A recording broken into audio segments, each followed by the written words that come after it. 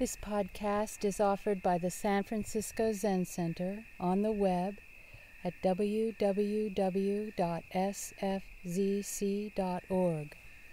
Our public programs are made possible by donations from people like you. Good evening. Good evening. How's the audio? What do you think? San. This is a soft voice. Okay. Sure. Wow, this is something. Wow. Yeah, it's really wonderful. Oh yeah, definitely lower. Yeah. I'll speak up. Yeah, it's really touching to be back. At Tassajara, my practice home, in fact. I arrived here in 2015 and was here for a good while. Some other things happened, and I was Shuso here 2 years ago.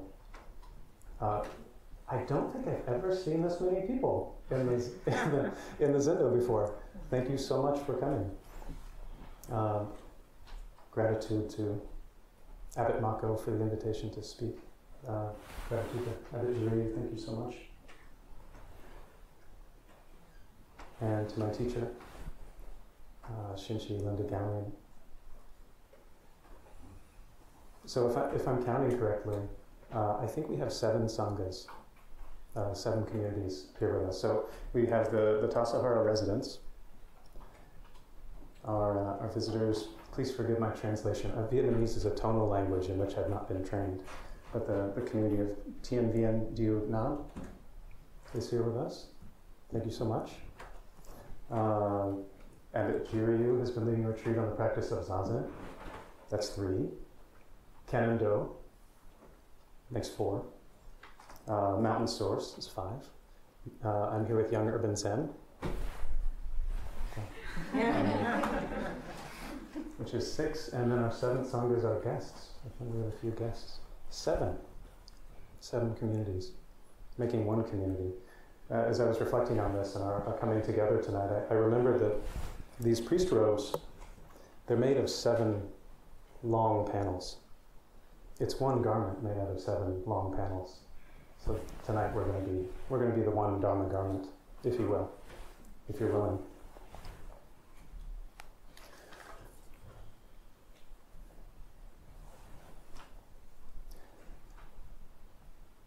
So I'd like to say some words to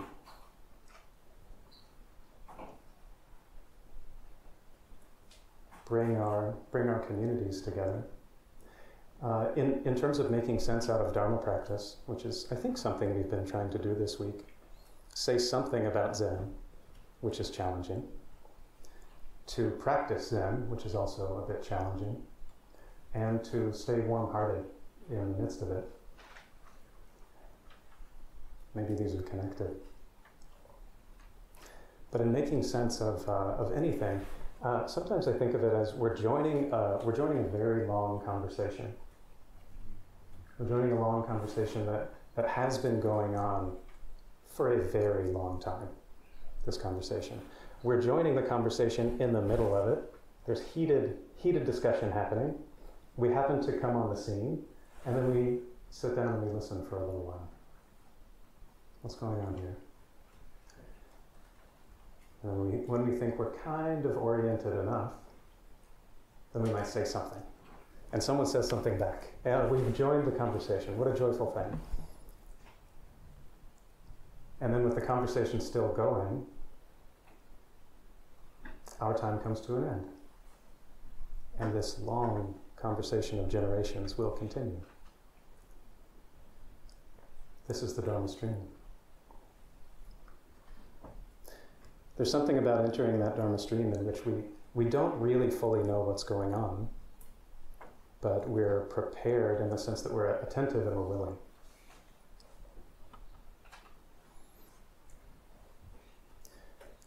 So one of the ways for us to be with one another, I wanted to say something of the history of the Vietnamese Sangha that I learned just a teensy bit, but I wanted to share it with the wider Sangha so we could get a sense. Because part of what I hope to do is offer you a sense of what our practice is like, offer our Sangha for a sense of your place, and maybe we can come together in some joy.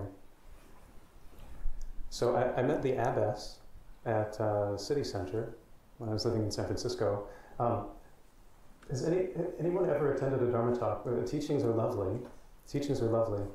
But there's something that's communicated in the room just by how the person is. It was this sort of occasion. It was very lovely. I was quite touched by the visit. So it's with a warm memory that I think of her. So a little bit of loose parallel between some of the important figures in our traditions. It seems like both had a very strong call to the practice in response to suffering. In our tradition, our Japanese founder Dogen is said to have ordained quite young after the loss of some family, and he searched for the path of Dharma with quite a lot of diligence. Put himself on a boat, crossed the sea, and sought the way in China before coming back and having this profound experience of emptiness.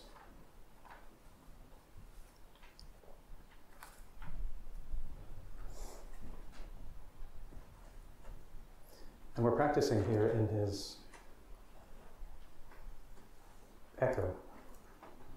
It's like he rang a bell in 2030, or at 12:30. Excuse me. It seems like something similar happened with the founder. So, to say something about our practice here at Tassajara, this place where I live, there are these little quail that have just hatched. Are there quail around you? Anyone? Yeah, we've got quail. Something very fabulous about these quail. They always seem like when they're running, they always seem like they're falling over. Like they've just lost their balance and they're wiggling the little feet, right? But what's fabulous is they never fall.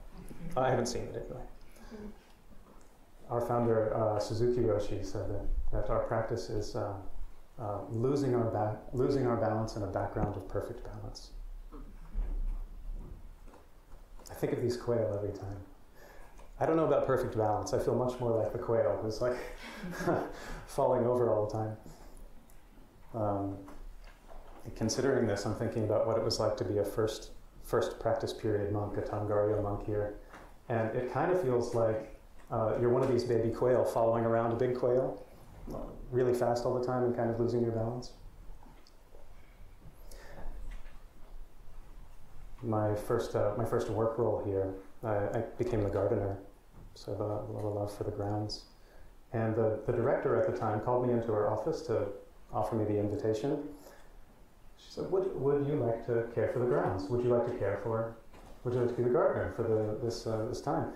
I said, I'm willing. I feel ready, and I have no idea how to do that. She said, that is not a problem. That is not a problem. And when I was reflecting on this early moment in my time here, it occurred to me that ready, willing, and don't know could well characterize our Zazen practice. And that's what I'd like to talk about.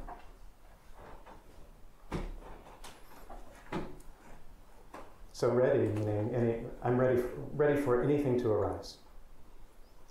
Ready for anything to arise. Willing, I'm willing for anything to arise. But this is a pretty radical statement to say I'm willing for anything to arise, isn't it? And then don't know is not the don't know of ignorance, but of holding things loosely. In our zazen, our seated Zen, our meditation practice, as Dogen emphasized this so much, so much, so much.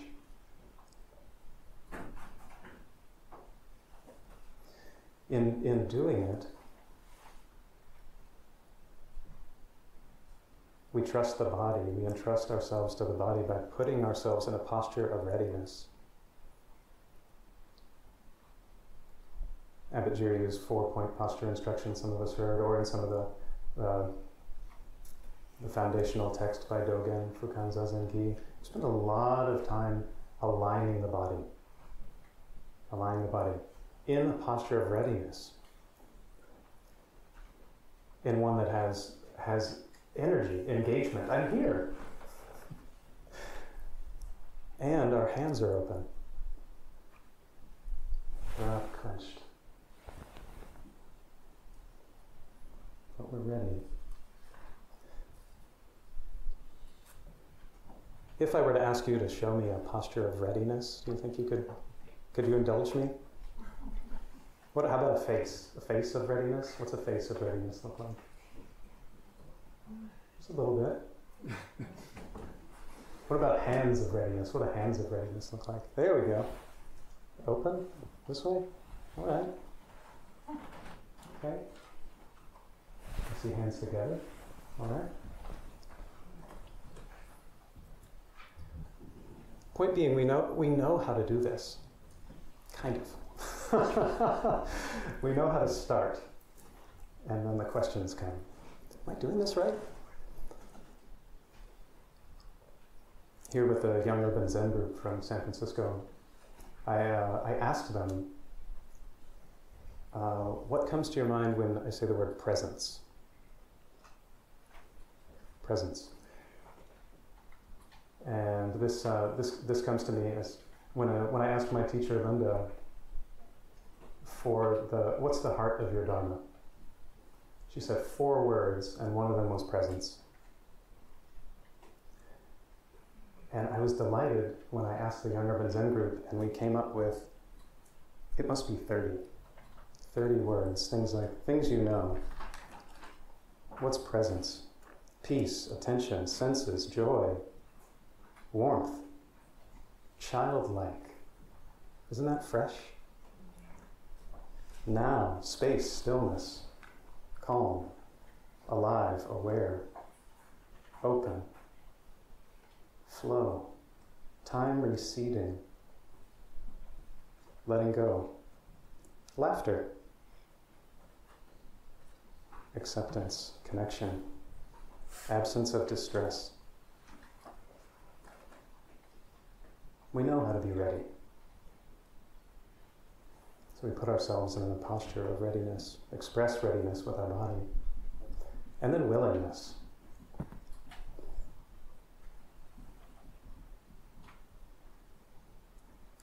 This is really where the rubber meets the road with Zazen, isn't it?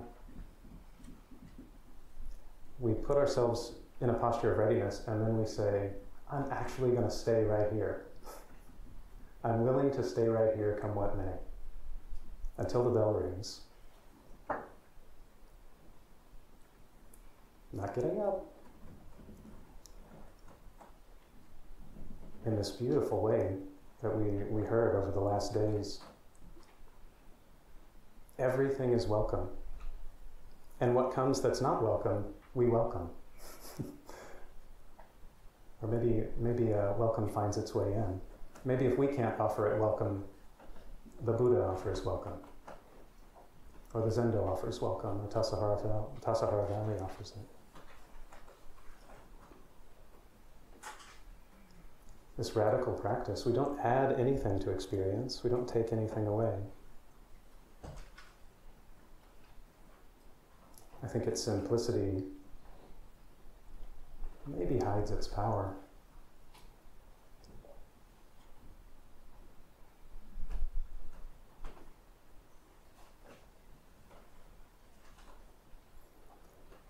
For a Tassajara summer student, what does it mean to be willing?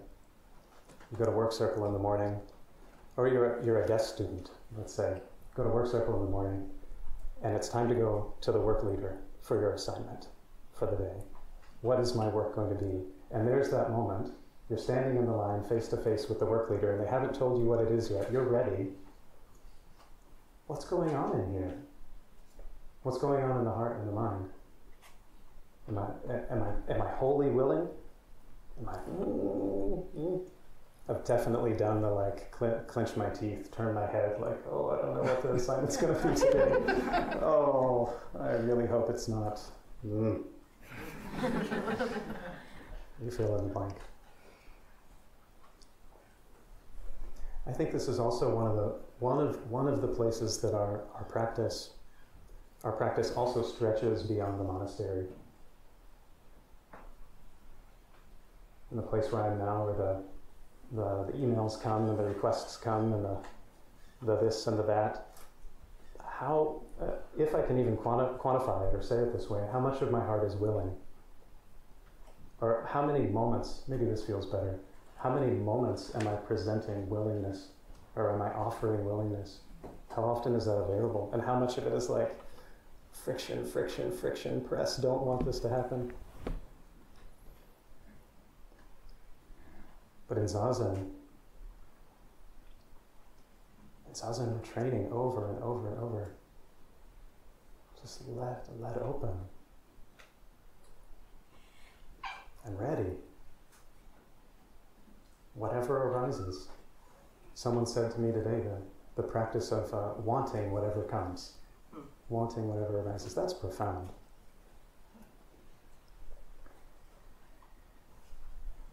Ready, willing, and attentive. And this aspect of the practice goes pretty deep. This is from a teacher in our lineage, Taigen Dan Layton. He says, the more you settle into this practice, the subtler the suffering is. We develop a craft for attending to it, with some sustainable way of regularly practicing, without trying to arrange or fix or manipulate it.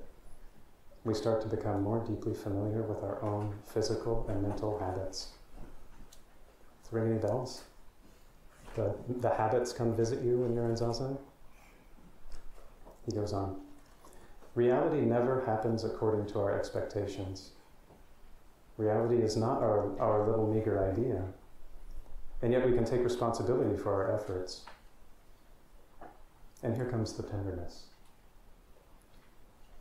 When we show up and befriend ourselves, we start to see more subtly the ways we try to grab onto or get rid of things. But we have to forgive ourselves for being human beings.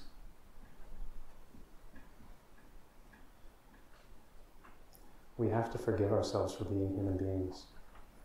This is a practice for human beings, not for some super beings.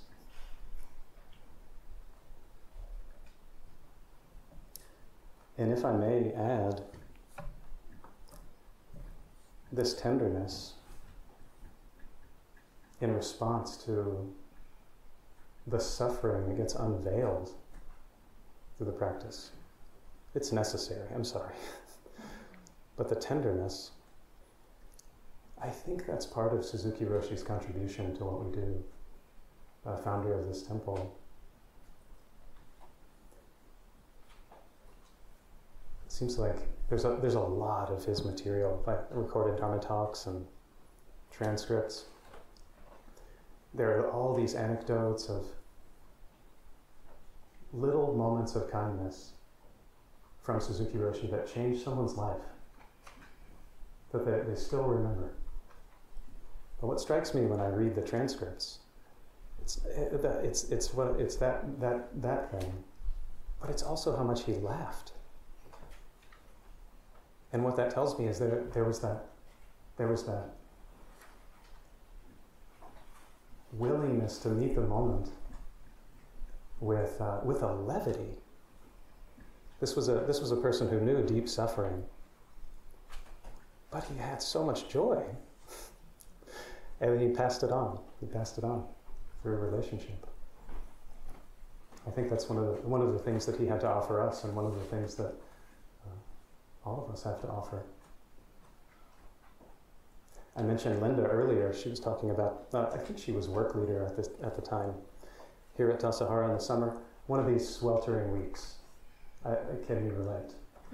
And she said the heat was really getting her grumpy, just super grumpy.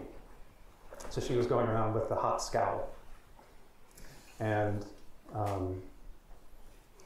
think she said to me she was walking this way, near those beautiful wisteria is where I imagine it. And someone's coming the other direction with just the biggest, huge smile on their face. And she realized she felt herself lighten. The burden of the heat and whatever she was dealing with, it kind of let go a little bit. She brightened up. They didn't even talk, but something was a little lighter. And that's when she picked up the practice of smiling at people at Tassajara. You can make your own choices about what you do when you pass people.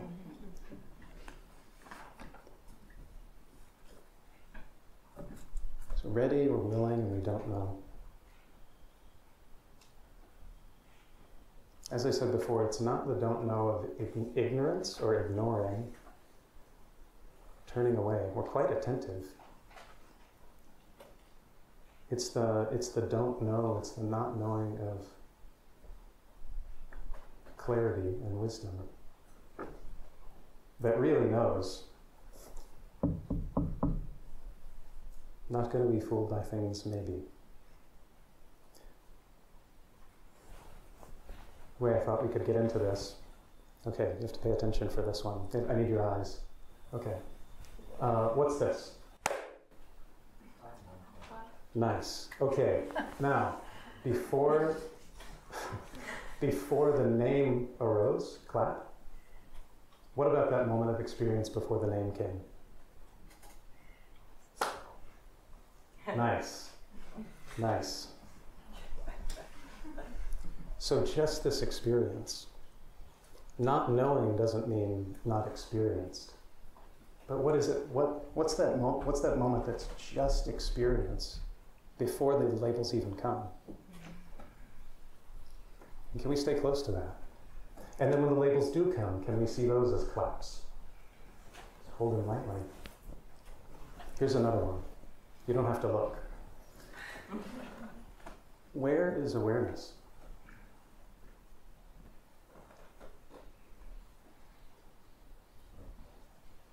What happened? The room got very quiet. Where is awareness?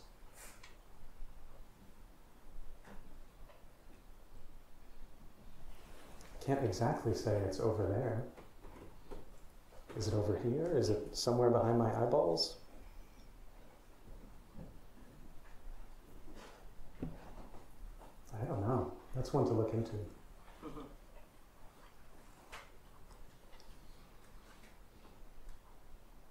Dogen says we turn the light around to illuminate yourself. Where is awareness? It almost boggles the mind. You can't quite locate it.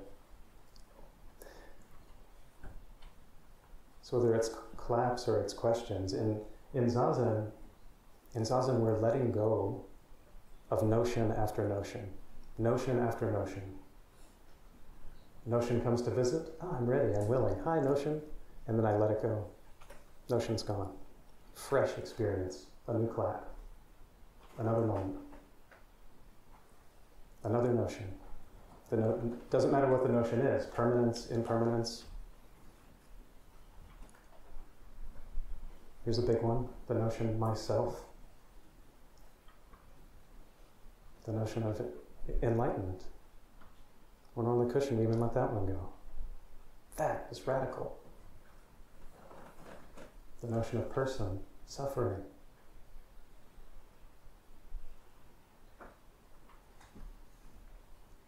What's there? What's there when the hand is open? Every time we open the hand, what's there?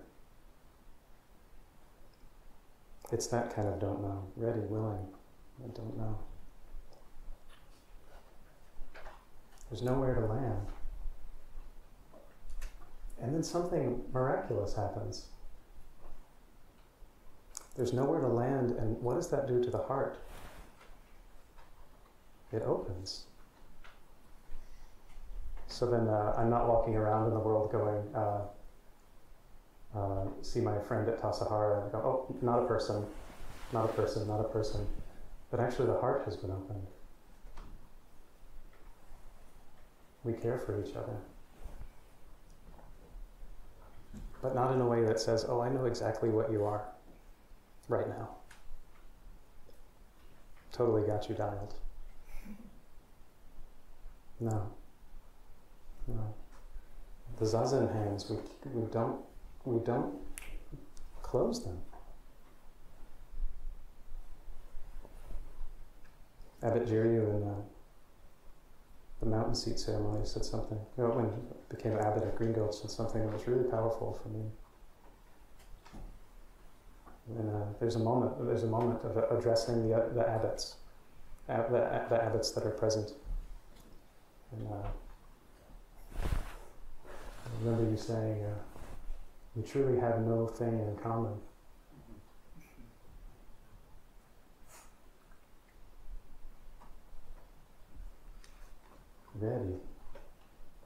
Ready, willing, and don't know.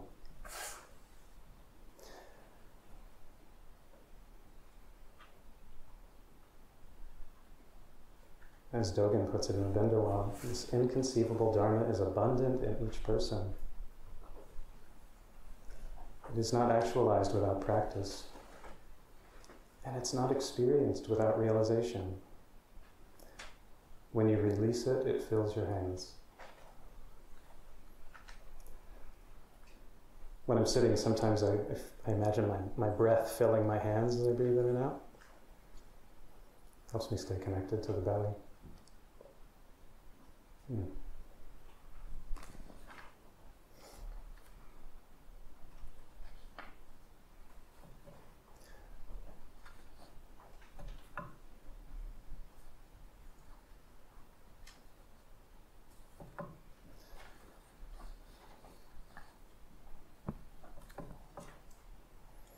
I'd like to tell you one more Tassajara story, and then I really like it questions a thing? Do we do Q&A? Do we do that? Great. I want to tell you this story.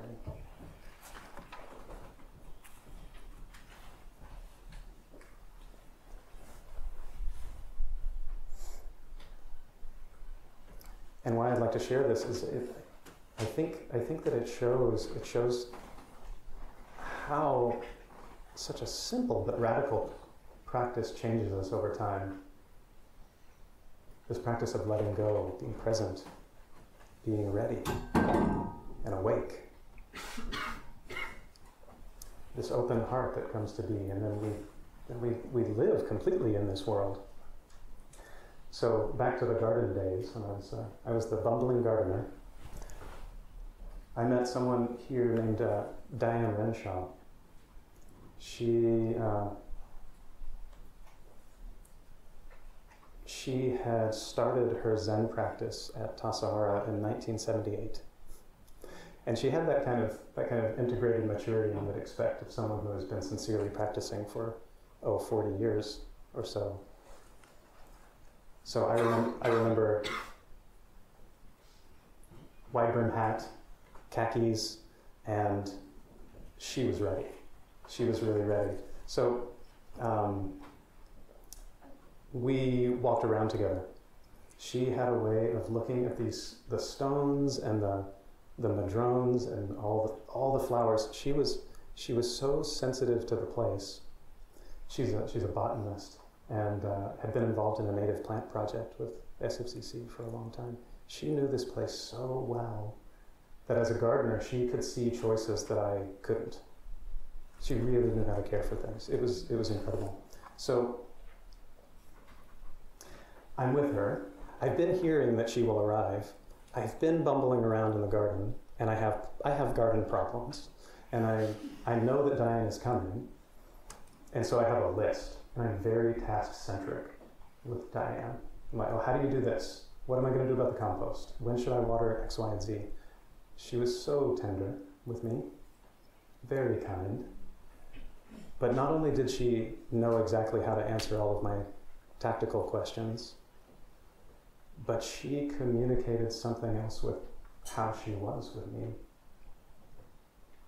Just this confidence and her presence and her trust and her willingness to let go.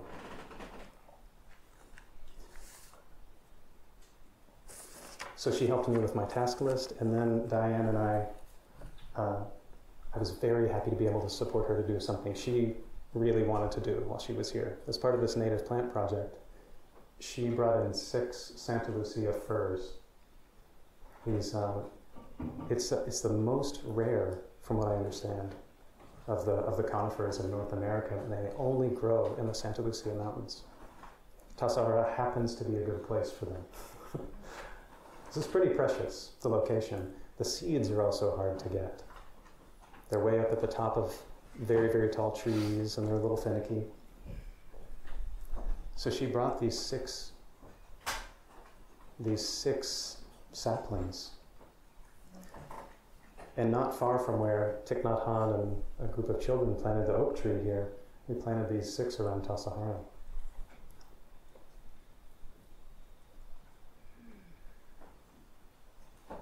That this open heart of hers, let's say in 50 years, if the last one of those living trees carries on, that will be one of the first things that people see when they finally make it 14 miles over that bumpy road.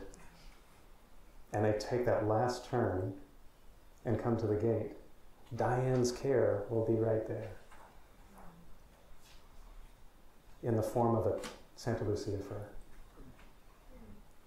It's the sort of ready and willing care and engagement that's gonna put a sapling in the ground and say, I don't know if you're gonna survive, but I'm willing. I think that's incredible. Reminds me of Zenshinji planting trees.